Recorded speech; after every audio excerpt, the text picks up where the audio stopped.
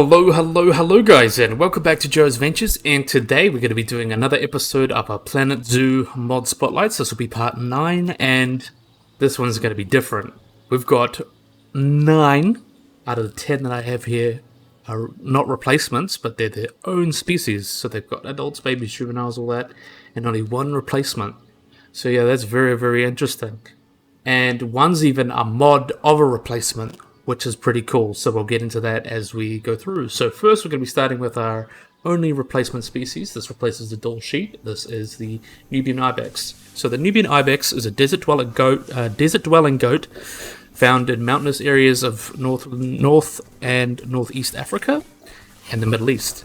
They used to be considered a subspecies of the Alpine Ibex, but are generally considered now their own species.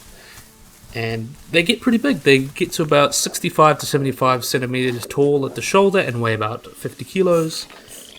They have these long, thin horns that the males have. They can reach about a meter long, and the females about 30 centimeters.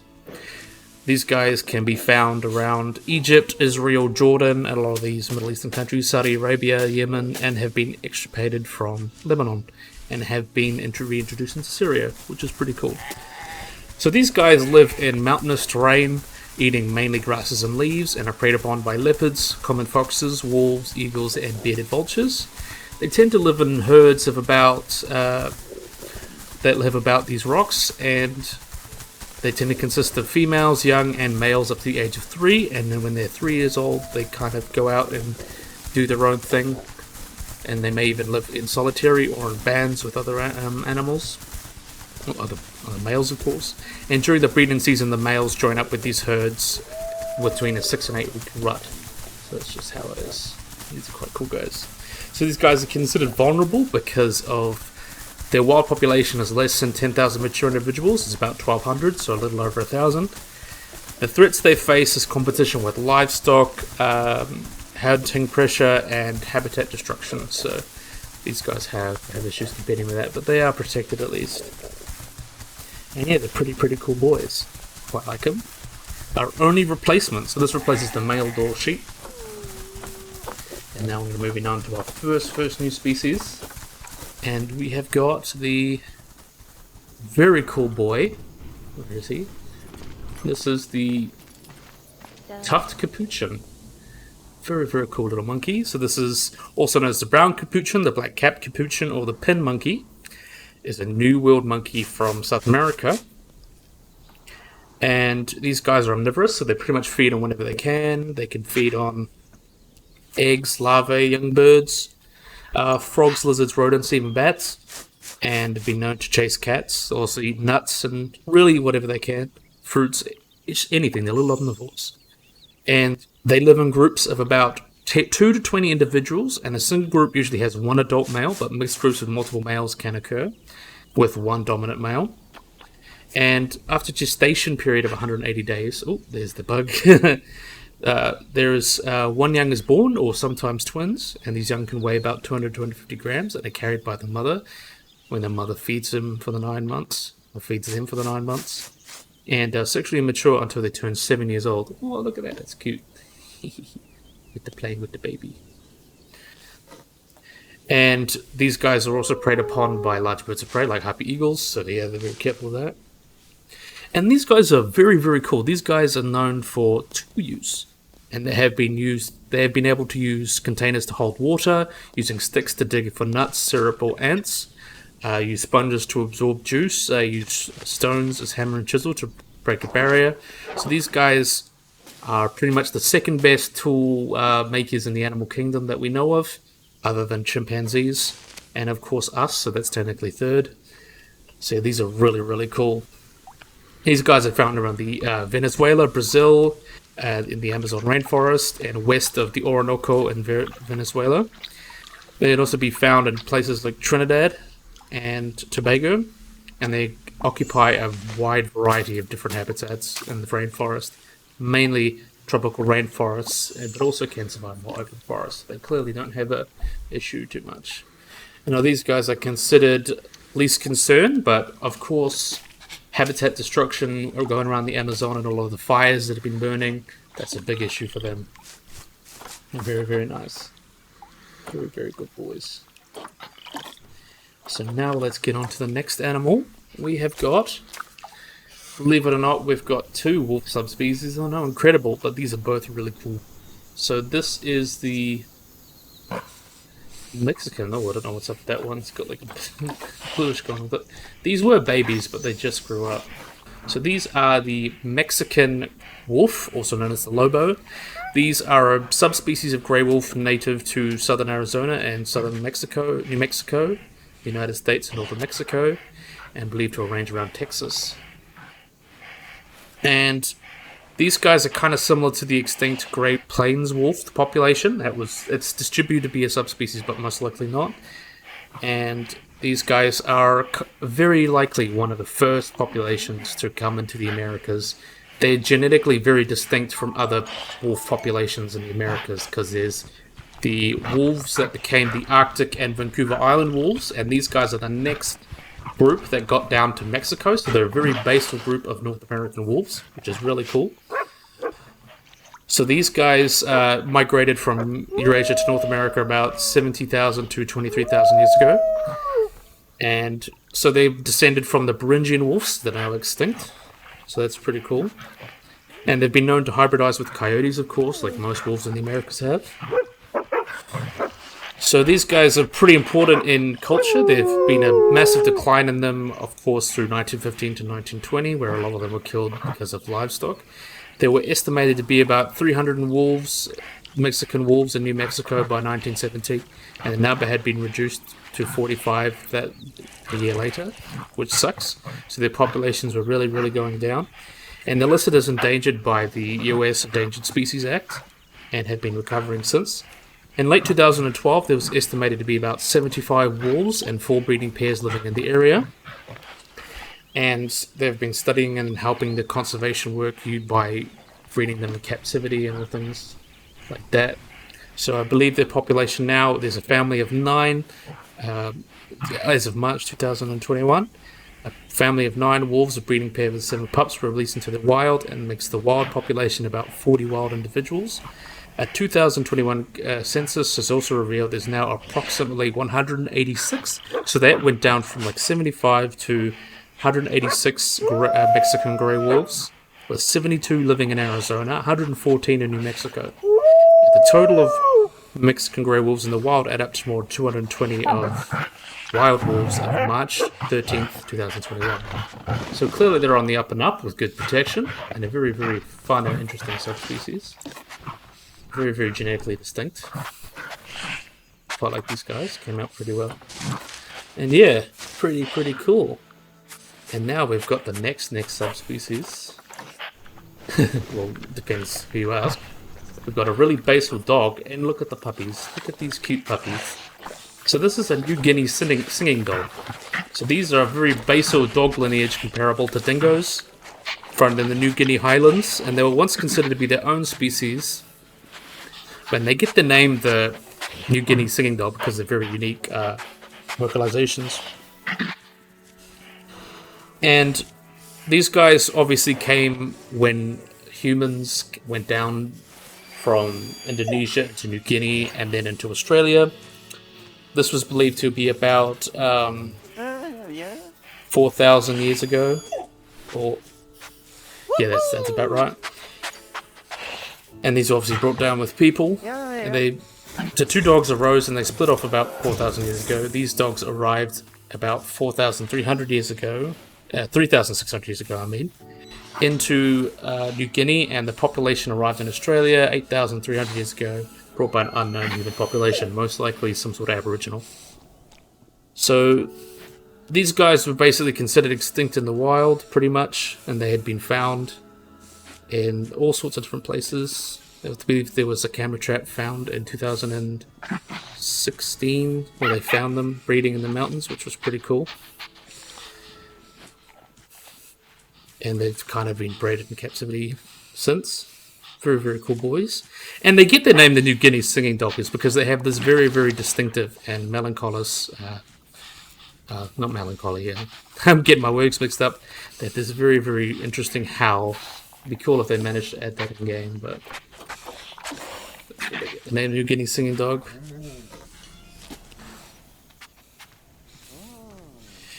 And they've been often considered unworthy of scientific study, just like dingoes, obviously, because they've been considered a significant variation of feral dog.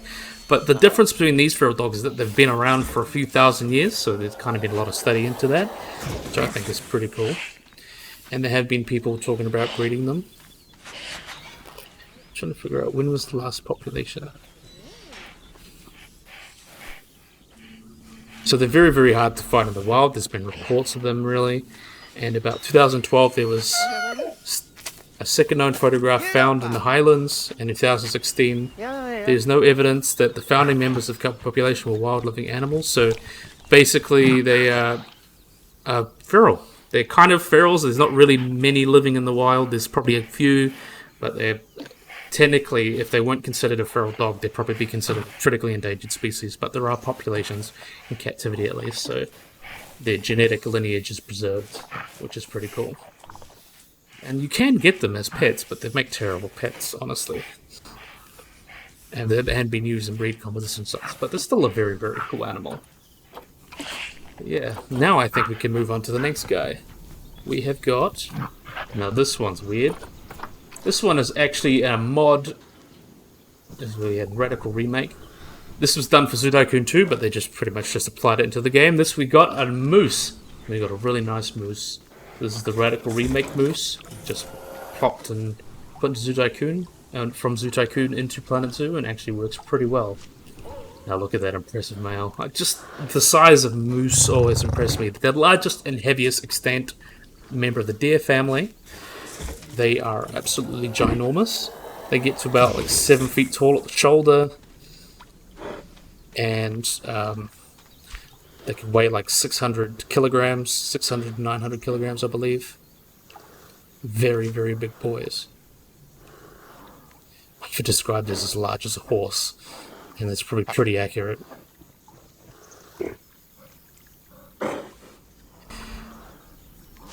Yeah, they can get up to like 7 feet tall, weigh between, females can weigh between 200 and 900, and normal bulls can weigh about 700 kilograms. The largest I think described was a little over a ton, so these are very, very big boys. Wonderful, and they got this lovely set of antlers, don't they? And they are very, very common across the northern areas of Europe, Asia, and the Americas. And kind of just, they're very, very common. They get to, in Canada, there's believed to be about 1 million moose, and there have been reintroduction efforts to try and bring them into areas where they used to live, like southern Germany and places like that. The part of the rewilding efforts. So yeah, these guys, considered at least concerned, these they kind of just live wherever they can in these boreal forests. They're like these forests. They also very good swimmers as well. They like to hang out in the water and eat aquatic plants. They're very, very good swimmers. And like other deer, they grow these impressive antlers that they lose every season, and then there's a rut. So usually the gestation period is about 18 months or so, I believe. Well, 18 months after the birth of a calf, that's when they go into estrus, and then they kind of chase their calf away. Their mating season is in autumn, so that's when they get their biggest antlers, and that's when they fight each other. Very, very big and scary. And they have this really cool fur. They've got 2 layers of fur. They've got these very long guard heads, and they've got a soft woolly undercoat that helps preserve bed insulation and helps them stay floating when swimming, which is pretty cool. These guys eat bark, they'll eat aquatic plants, they kind of just eat whatever browse they can. And these guys can be aggressive, and you have to be very careful of that, because they're big animals, they can kick. They're 7 feet tall, of course. And they've been introduced to places across the world. There's almost like a cryptid in New Zealand, because there was a population of moose. There were probably about 10 that were introduced in about 1910, 1915. And there have been reports of them ever since. So they're kind of like the Bigfoot of New Zealand almost, if you want the moose, which is pretty cool. Yeah, I can't believe this is a mod for a over 15-year-old game, and it came out pretty well. So I believe the Ultimate Edition of Zootopia 2 came out in 2008. But yeah, I think that's really, really cool. And let's have a look at the quick baby before we go. It's very cute. Very, very cute. And you can see it still needs a little bit of work, but these are all new species, which is pretty awesome. And look at this. We have got Eurasian lynx over here. Another really cool area. Look at that. So Eurasian lynx is a medium-sized wild cat found across Eurasia, from northern Central Europe to Siberia to the Himalayas. A very, very wide range. Someone's growling. I think it's because these puppies are growing up. Not puppies, cubs. I'm just thinking all the dogs, there's all these puppies. See, this is a really cool mod. I wanted to show this off, but now it's a new species, so I can.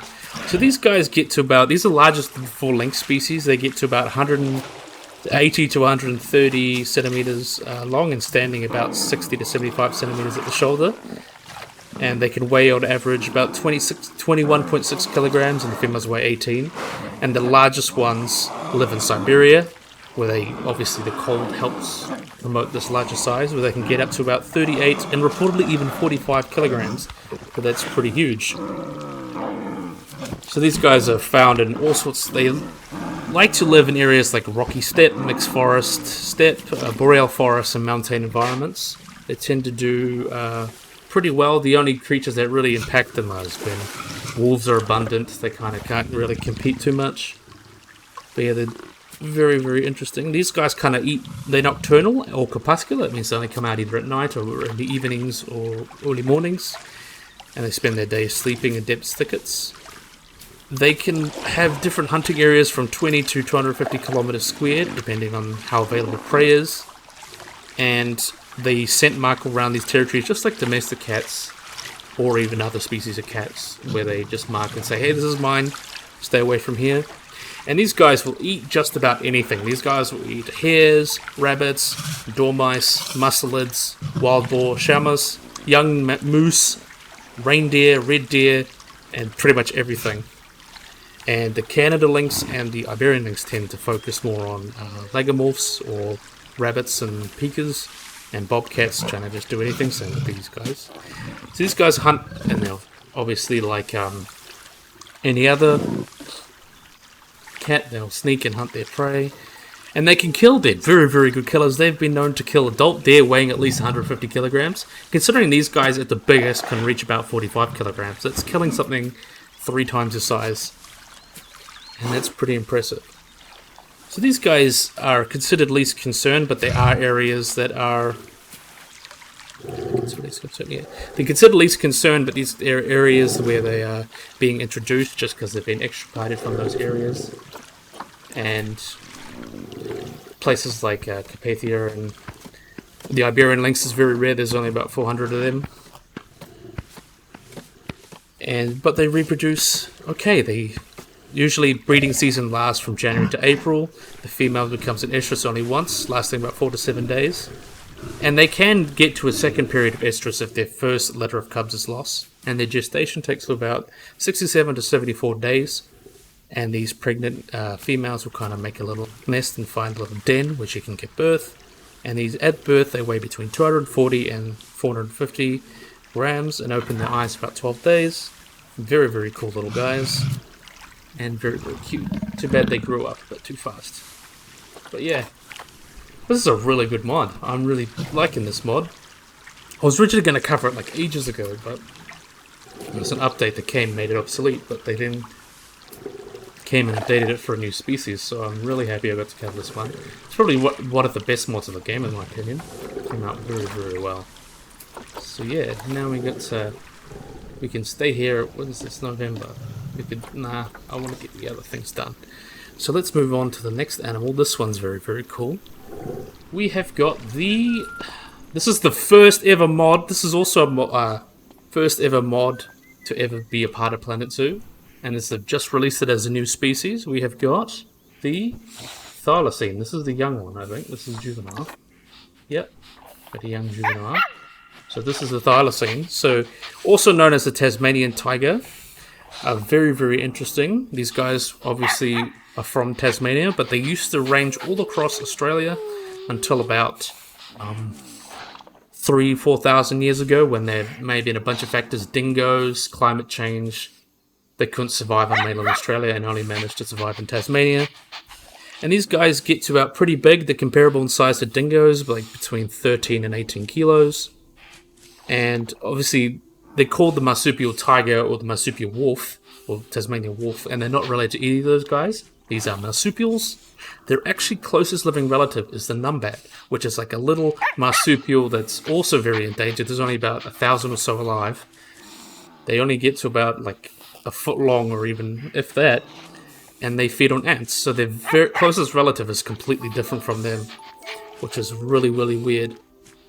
So these guys were obviously hunted to extinction by people. They thought they were hunting sheep and stuff. Turns out that was actually feral dogs. They kind of just got unnaturally chastised and hunted, even though they didn't really do anything bad. They were just victims of our hubris.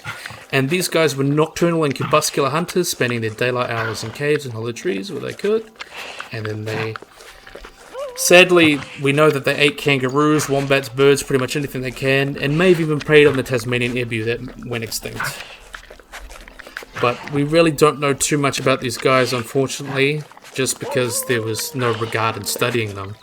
It was almost like no one really cared. Even the last thylacine that died, they just dumped a body in the trash. They didn't really care about these because they thought they were killing sheep. They just had no regard for these animals. So they didn't really invest much time into studying them. But there has been evidence some were kept as pets, with like collar tags on them, even though that was illegal at the time. And there have been searches ever since. There's a very romantic story of the thylacine. Like, we drove it to extinction and it didn't deserve it. And a lot of people want to look and find them, which is very, very unlikely because it's an apex predator. Usually those are the first things that go out in an ecosystem. And there's been lots and lots of study in trying to look, especially this more recent thing with Neil Walters, which is obviously a bit of a hoop show. And we really have no evidence that they live today. But there is possibility with good DNA, because none of these are really old. They went out extinct in the 1930s. So that's almost 100 years ago, 90 years ago. So it's very possible that we could de-extinct them and bring them back into Tasmania and possibly even mainland Australia if we could find suitable habitat for them. So these guys with these recently extinct species, is very possible that we could have these guys back in ecosystems, which is a very, very cool and interesting possibility, which I think is awesome. So yeah, enough about the thylacine. Now we're going to work on some sharks, believe it or not. We have 2 shark species, which are awesome. Oh, let's have a quick look at the kittens first. Because why not? Let's have a look at some kittens. You're going to give birth in the water? Oh, you're going to have a fight. Gotta get rid of you.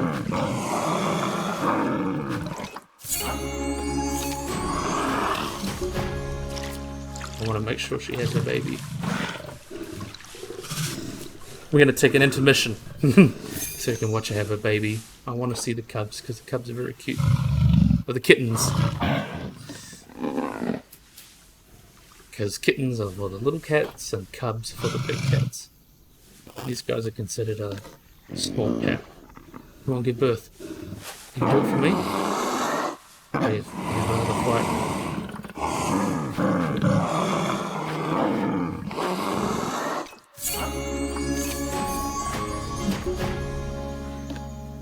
Come on. Let's do a little bit of fast forward time then.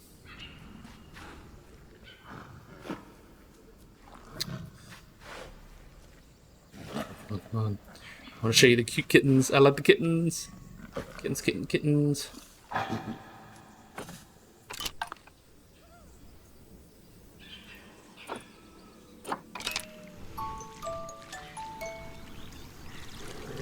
There we are. Look at these cuties. Adorable. Like the little fur tubs. These are cute kittens. Okay, now we looked at the kittens. We're going to have a look at these kittens again. Now we're going to move on to the sharks. So this is by Nicholas Lionrider, and this is very, very different, but also very, very cool. We've got the sand tiger shark. We've got some babies here. Look at these guys. They're small adults, but I think that's fun. And they come onto land. Obviously sharks can't do this in real life, but this is because they're on the Cayman, so they need to come onto land. We don't really have the infrastructure in game for these guys. So yeah, these are the sand tiger shark, also known as grey nurse shark, blue nurse tiger shark, and a bunch of other names. These inhabit subtropical and temperate regions worldwide. They live in areas like Japan, Australia, South Africa, the Mediterranean, the east coasts of North and South America.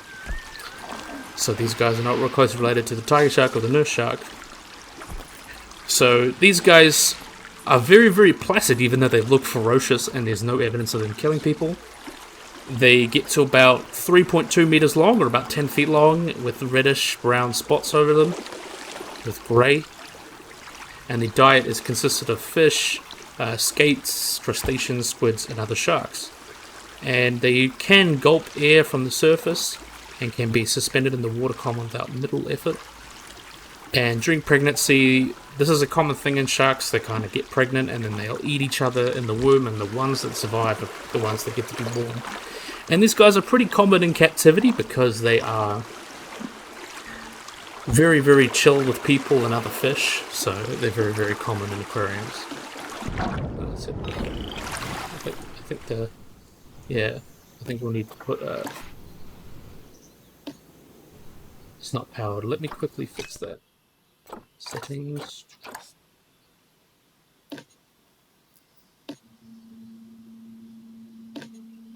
Power everything. Keep water clean. And then we can clean that. Settings.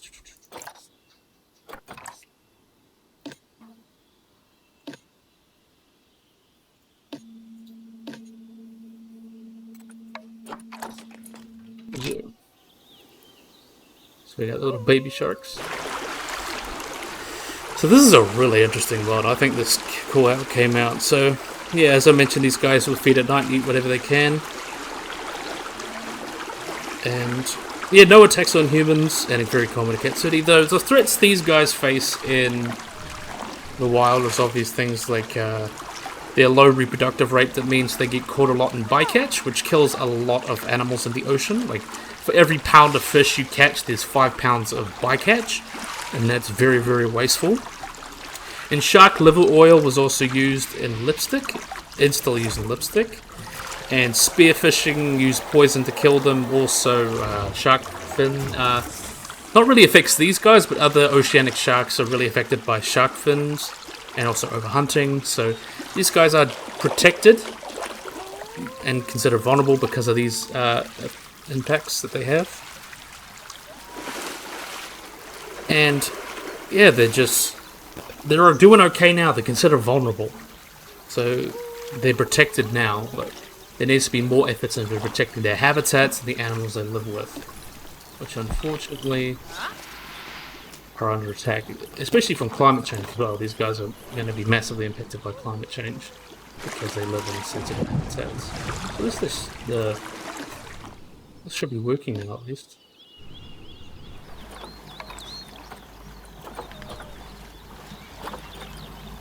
And now we've got another shark. We have got the great hammerhead. So it surely is a great hammerhead. See the babies here, they're just little adults. I think they're very cute.